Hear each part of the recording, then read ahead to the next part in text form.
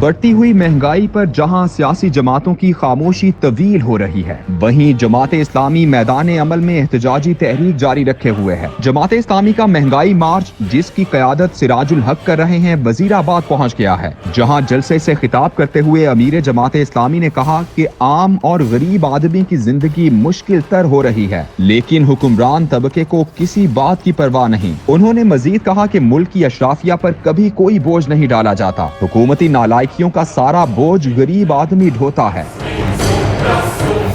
سراج الحق کی قیادت میں جاری یہ مارچ ایسے وقت میں جاری ہے جب IMF کے ساتھ قرض کے لیے مذاکرات جاری ہیں۔ ان مذاکرات میں 170 ارب کے نئے ٹیکسز سمیت بہت سے ایسے وعدے کرنے کی شنید ہے جس سے مہنگائی کا نہ رکنے والا طوفان آئے گا۔